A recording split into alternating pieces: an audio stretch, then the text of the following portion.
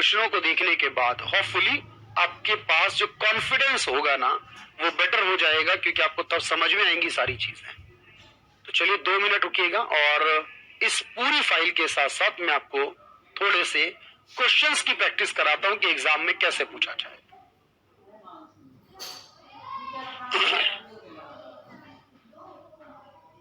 तो ऑब्वियस है आप इसे तो लिखेंगे ही, और इसे लिखने के बाद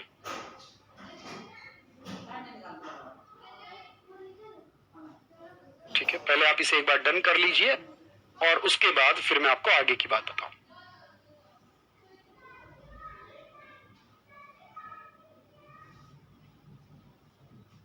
तो जो इलीगल है वो याद रखेंगे, लीगल है वो याद रखेंगे।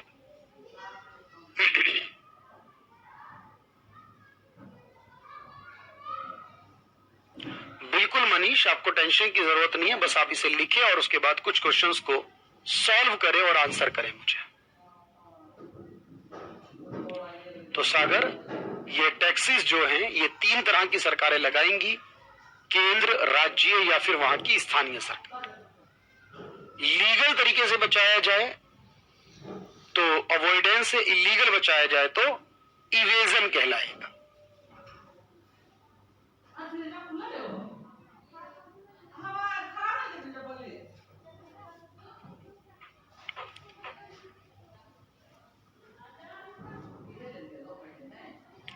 चलिए भाई, तो लगभग सभी का डन हो गया यहां तक। अब मैं आपको कुछ क्वेश्चन दिखाता हूं, क्योंकि 11 बजे के बाद फिर आप लोगों के कमेंट मुझ तक नहीं पहुंचेंगे, तो इसे तो आप लिख ही लेंगे, लेकिन साथ में मैं आपको कुछ क्वेश्चंस दिखाता हूं। क्वेश्चन को पढ़ेंगे, क्वेश्चन का आंसर करेंगे भाई, जल्दी से देखकर स्पीड के साथ क्वेश्चन नंबर के 7 आंसर करेंगे। Which of the following is a direct tax? इनमें से कौन कौन से जो है इज और आर लगा सकते हो जो डायरेक्ट टैक्स आते हैं? तो आपको पता है कि इनकम टैक्स कैसा होता है, डायरेक्ट होता है। सेल्स टैक्स कैसा होता है, इनडायरेक्ट होता है। सर्विस टैक्स कैसा होता है, इनडायरेक्ट होता है। वेल्थ टैक्स कैसा होता है, डायरेक्ट होता है। तो हमें यह पता है कि इसमें इनकम और वेल्थ टैक्स जो होते हैं वो डायरेक्ट होते हैं, ठीक है, और इसके अलावा जो सर्विस और सेल्स टैक्स हैं वो इनडायरेक्ट होते हैं। तो फर्स्ट एंड फोर्थ जो ये दोनों डायरेक्ट में आते हैं, बाकी इनडायरेक्ट में आते हैं।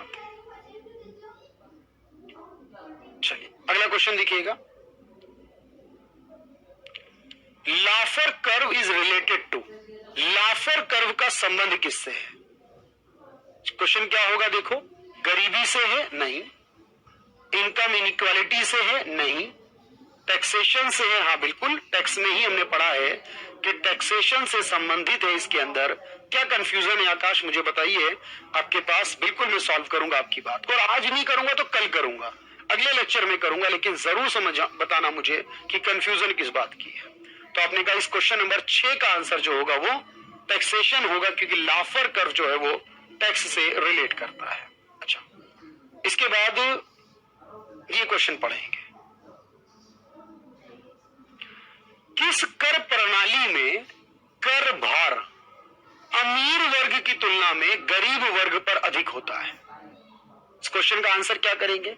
मनी ट्रांसफर हुए तो टैक्स लगेगा भाई, मनी ट्रांसफर पर आपकी इनकम पे टैक्स लगता है। आपकी इनकम पे टैक्स लग चुका है भाई, मान लीजिए मैंने अपनी इनकम कमाई और उस पर टैक्स दे दिया, तो मैं पैसा किसी को भी दूं, क्या फर्क पड़ता है? फिर इनकम पर लग चुका है, याद रखना।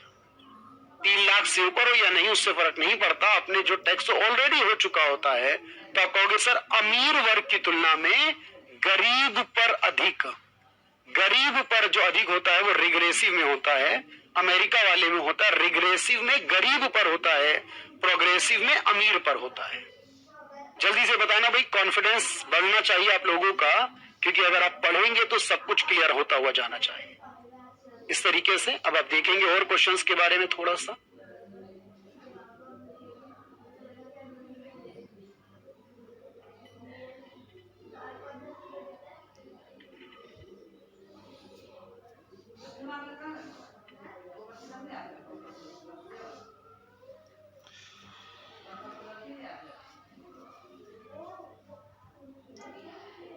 देखेंगे कर की दर, भाई 11 बज चुके हैं, अब आपके शायद कमेंट मुझ तक ना आए, लेकिन मैं आपको आंसर करता हूं। तो कर की दर और कर राजस्व में परिवर्तन के संबंध को बताएगा कौन? लाफर कर्व बताएगा। और आखिरी सवाल देखते हैं, कर अपवंचन का मतलब क्या होता है? अभी अभी मैंने आपको बताया, जब आप attempt to save through saving avoidance के थ्रू करें नहीं, जब टैक्स अवॉइडेंस के थ्रू लीगल तरीके से करें नहीं, जब आप अटेम्प्टिंग करते हैं इलीगल तरीके से, जब आप इलीगल तरीके से टैक्स को बचाते हैं तो उसे क्या कहते हैं? इवेजन कहा जाता है। तो बस ये क्वेश्चन आएंगे जो मैंने आपको लगभग 5 क्वेश्चन कराए क्लास में आज की क्लास के आधार पर। इससे आपको ये कंफर्म हो जाएगा कि एग्जाम का कोई क्वेश्चन हम छोड़ेंगे नहीं, ये कंफर्म है। वक्त लगता है, टाइम देना पड़ेगा, पेशेंस रखना पड़ेगा, और पेशेंस रहेगा अगर आपके पास, सब्र रखेंगे ना, तो हर एक चीज आपको समझ में भी आ जाएगी। आज के लिए इतना रखते हैं, बाकी नेक्स्ट टाइम यानी कल करेंगे फिर। Thank you everyone, thank you so much.